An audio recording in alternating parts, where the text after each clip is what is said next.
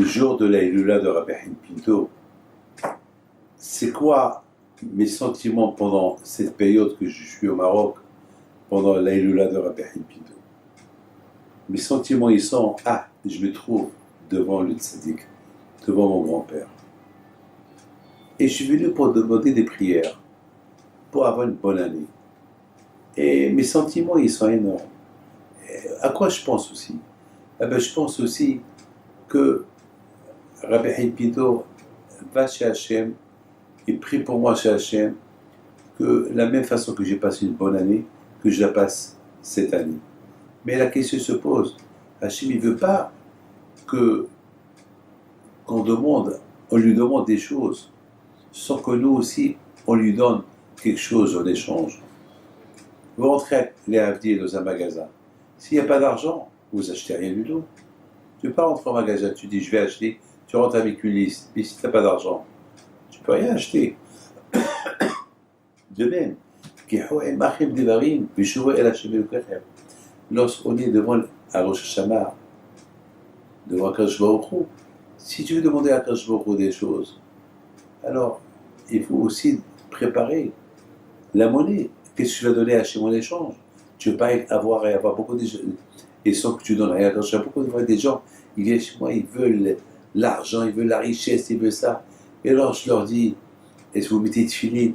Ils disent non, on n'a pas le temps. Alors vous n'avez pas le temps pour le bon Dieu, et vous voulez que le bon Dieu ait le temps pour vous. Soyez un peu, vous êtes des demandeurs, Hachem ne vous demande rien du tout. Si vous voulez qu'il vous donne, nous aussi, et business, donne-moi, je te donne. Moi, lorsque je suis devant la tombe de mon grand-père, bien sûr, je m'engage à faire davantage, mieux, parce que je viens demander un peu plus que j'ai demandé, parce que mes frais et mes demandes de chaque année, ils augmentent. Ce que je veux cette année, je veux plus que l'année dernière, et pour cela, il faut commencer, je me prépare. Qu'est-ce que je vais donner aussi à Akadosh Baruch Hu? Il faut qu'il y ait des échanges. Et bien sûr, on vient chez le tzaddik pour lui dire merci. Que Baruch Hashem, ce que nous avons demandé l'année dernière, par son zérout, a été exaucé par Baruch Hashem. Et c'est très important. Il faut savoir une chose, que moi j'ai dit qu'on est devant Akadosh Baruch Hu, non seulement à Rosh Hashanah et Kippour, mais chaque jour on est devant Akadosh Baruch Hu. Bien sûr, Rosh Hashanah et Kippour, c'est les grands jours, mais toute l'année, chaque seconde, c'est que Dieu préserve, on n'est pas devant Akadosh Baruch Hu, on ne peut même pas vivre. On ne peut même pas vivre. Vous savez, j'entends beaucoup des fois des histoires extraordinaires sur des gens qui viennent me raconter. Il y a par exemple quelqu'un qui vient me raconter une belle histoire. Il me dit, c'est une femme qui vient me dire que son mari était dans le coma la veille de Rosh Hashanah parce qu'elle a fait beaucoup des opérations et toutes les opérations ils ont échoué et il avait un gros problème dans les poumons. Il y avait un trou dans les poumons. Et puis il est venu avec Sawera, il a prié. Il est parti des Sawera avec une conviction que son mari, il va guérir. Elle arrive à l'hôpital de l'aéroport, elle va à l'hôpital. Et lorsque le lendemain, elle rencontre les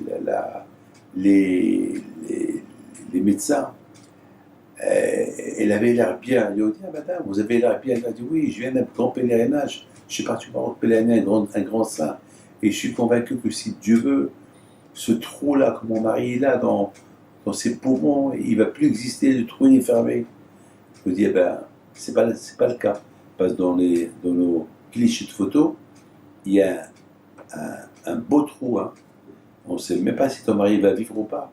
Il leur a dit, ne me dites pas ça, je ne vous crois pas. Bon, il dit, c'est votre droit de ne pas croire, mais de toute façon, demain, avant l'opération, il faut que tu signes une décharge si ton mari ne se réveille pas.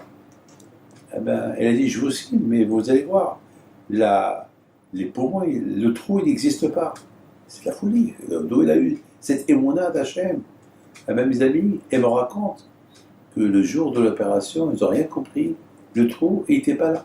Il n'y avait pas de trou. Comment vous comprenez ça? Il n'y a pas de réponse. Il y a beaucoup de fois, les médecins eux-mêmes, ils disent, il y a des choses qu'on ne comprend pas. Il faut croire au miracle.